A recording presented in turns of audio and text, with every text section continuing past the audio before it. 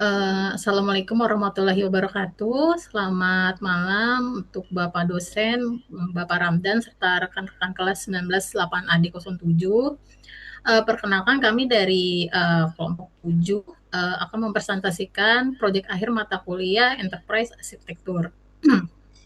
Sebelum kami mulai presentasi kami, saya akan memperkenalkan anggota kelompok dari kelompok 7. Yang pertama ada Mas Catur Andrianto. Halo Mas. Malam, Mbak.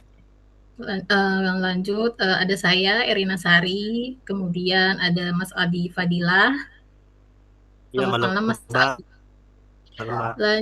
Kemudian ada Mas Reza, Ya, selamat malam.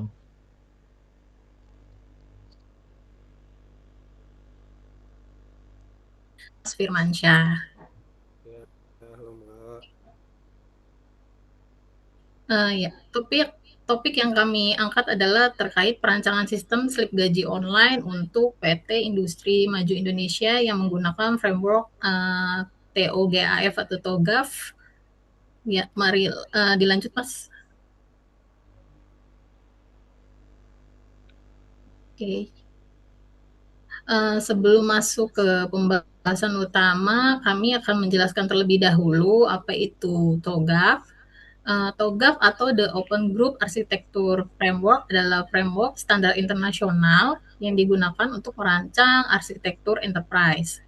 TOGAF memiliki 4 domain dalam arsitektur utama, yaitu pertama bisnis arsitektur yang menangani strategi dan proses bisnis. Kedua, data arsitektur yang mengatur struktur data organisasi.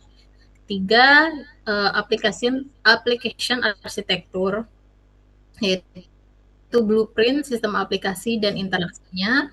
Yang keempat, teknologi arsitektur yang mencakup infrastruktur, TI, dan jaringan.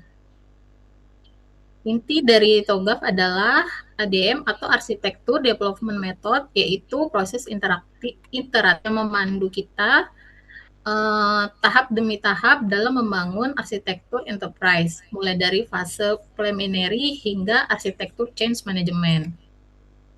Lanjutnya, Mas. Ya, slide ini menjelaskan latar belakang kenapa kami membuat proyek ini. Pertama, proyek ini merupakan tugas akhir kelompok untuk mata kuliah Enterprise Arsitektur sebagai bagian dari penilaian akademik. Kedua, kami menggunakan pendekatan studi kasus nyata, yaitu mengambil satu contoh kasus perusahaan yang membutuhkan transformasi sistem penggajian.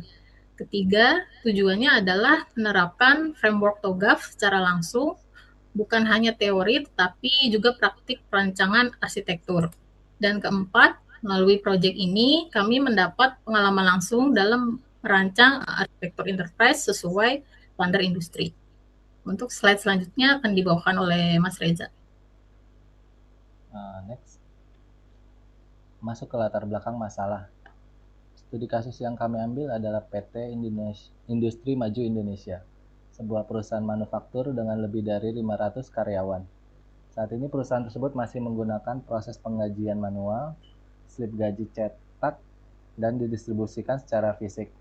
Hal ini menimbulkan berbagai masalah seperti biaya cetak yang tinggi, resiko kehilangan dokumen, inkonsistensi data, dan keterbatasan akses bagi karyawan. Next.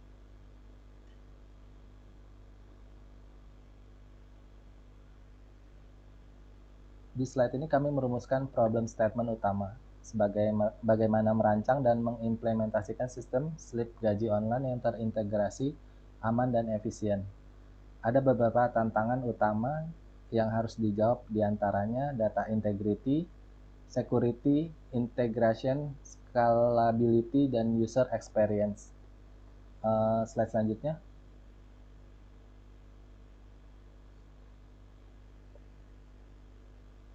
Slide selanjutnya. Slide ini menampilkan diagram arsitektur development method atau ADM dari TOGAF. ADM adalah metodologi inti TOGAF yang terdiri dari beberapa fase iteratif. Di tengah diagram ada recruitment management yang menjadi pusat dari setiap fase.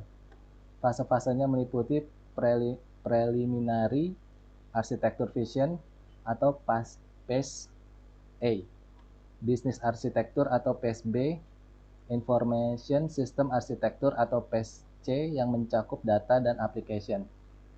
Teknologi arsitektur atau PAS D lalu dilanjutkan dengan Opportunity and Solution atau PAS A, Migration Planning, Implementation Governance, dan Arsitektur Change Management. Selanjutnya akan dibacakan oleh teman saya.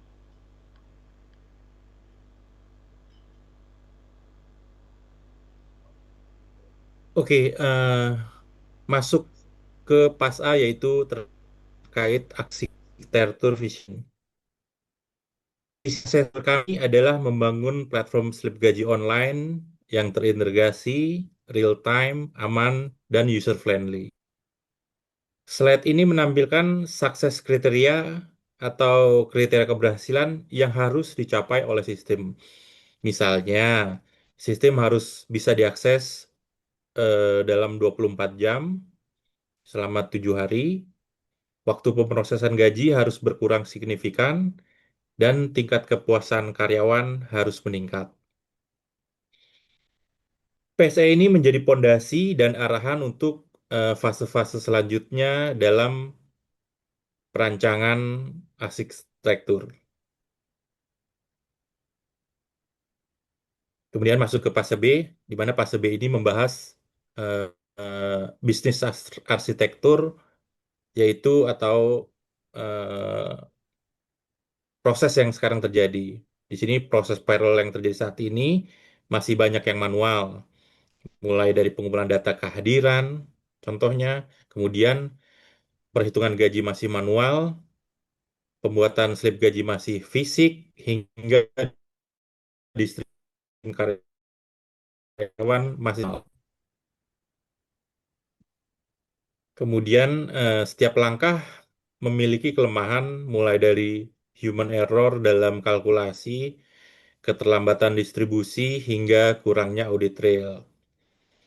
Ini menjadi baseline untuk perancangan arsitektur target yang akan kita bahas di slide selanjutnya.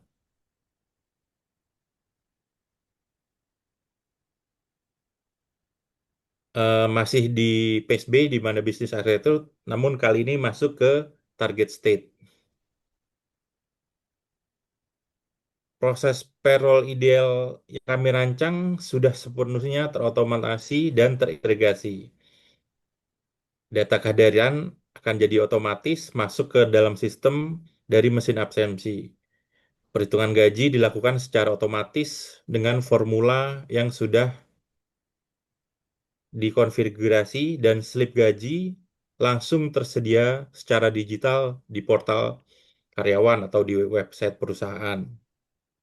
Perbandingan antara current state dan target state inilah yang menentukan gap analis dan arahan transformasi yang perlu dilakukan oleh perusahaannya. Untuk slide selanjutnya akan dilanjutkan oleh Mas Firman.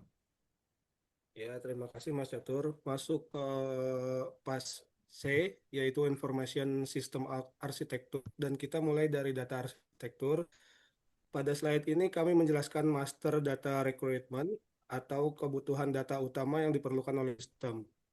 Data-data ini meliputi data karyawan, data kehadiran, komponen gaji, seperti gaji pokok, tunjangan, dan potongan, serta data departemen dan jabatan.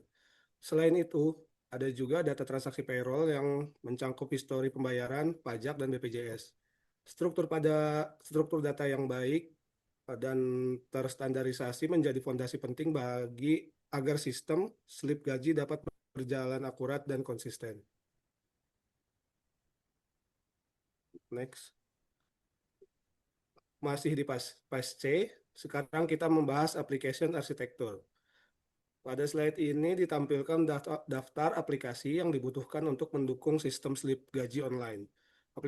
Aplikasi-aplikasi ini mencangkup modul HR Management untuk pengelolaan data karyawan, payroll processing untuk perhitungan gaji, employee self-service portal untuk akses mandiri karyawan, serta modul reporting dan analytics.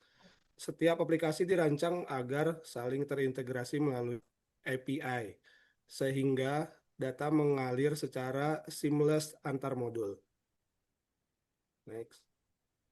Masuk ke PSD, membahas teknologi arsitektur dimulai dari teknologi stack selection. Di slide ini kami menjelaskan teknologi yang dipilih untuk membangun sistem, yaitu meliputi front-end, back-end, database, cloud infrastruktur, security tools. Pemilihan teknologi ini didasarkan pada kebutuhan skalabilitas, keamanan, dan kemudahan maintenance. Selanjutnya akan dijelaskan.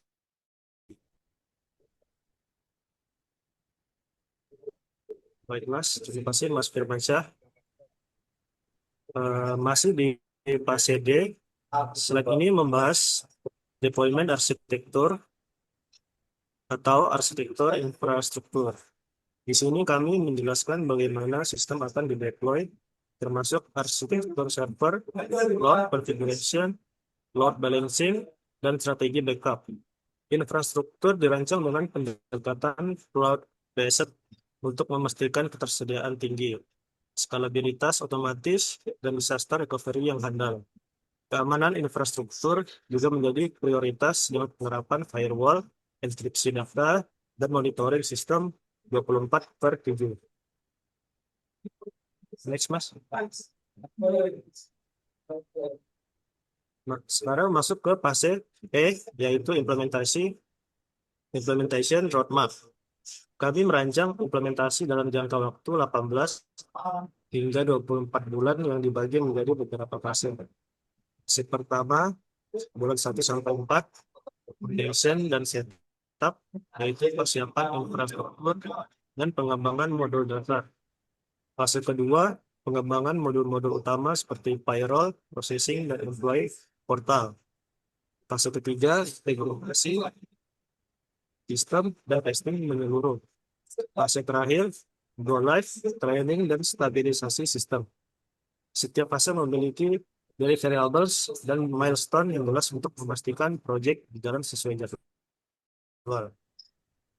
Next, Mas. Sekarang masuk di fase E. Slide ini membahas resource dan budget. Di sisi kiri terlihat kebutuhan sumber daya termasuk tim project yang terdiri dari project manager, developer, database, administrator, dan QA tester. Di sisi kanan ditampilkan chart estimasi anggaran untuk setiap komponen, mulai dari infrastruktur, visualisasi software, pengembangan, hingga training. Total anggaran telah dihitung secara realistis berdasarkan benchmark industri untuk proyek serupa. Selanjutnya akan dibacakan oleh Mas Ria.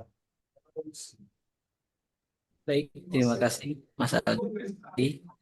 Selanjutnya adalah terkait benefit dan return on investment atau ROI projection, di mana kita lihat di perbandingan di sisi kiri menunjukkan biaya sebelum dan sesudah implementasi serta proyeksi penghematan yang bisa dicapai, di mana di sisi kanan ini kami jelaskan sebagai benefit utama, yaitu efisiensi operasional, penghematan biaya, akurasi data, dan juga kepuasan karyawan. Next, Mas.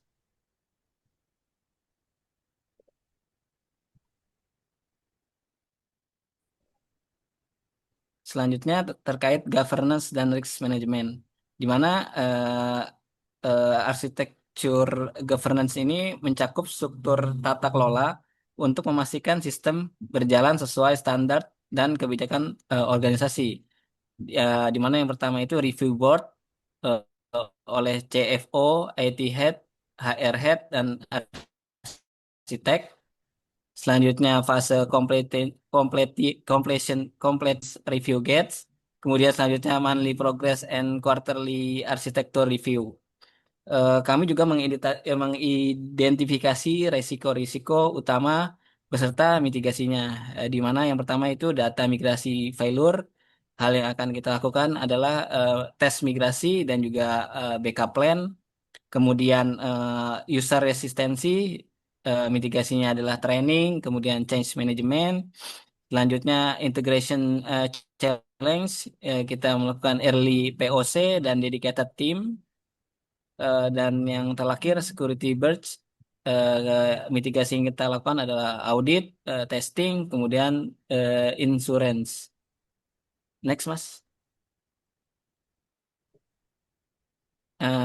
Ini slide terakhir di mana kesimpulan dari project sistem gaji online ini dirancang menggunakan framework TOGAF untuk mentransformasi proses penggajian dari manual ke digital, di mana hasil perancangannya ini mencakup yang pertama itu adalah otomasi proses manual, kemudian menghilangkan ketergantungan pada hard copy, kemudian integrasi sistem, menyatukan data dari berbagai sumber, keamanan data, yaitu melindungi informasi sensitif karyawan, skalabilitas, itu siap mendukung pertumbuhan perusahaan.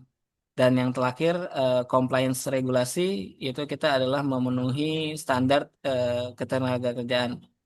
Dengan implementasi ini, PT Industri Maju Indonesia dapat meningkatkan efisiensi serta keamanan dan kepuasan karyawan secara signifikan. Demikian presentasi dari kelompok kami.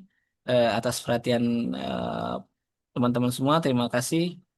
Wassalamualaikum warahmatullahi wabarakatuh.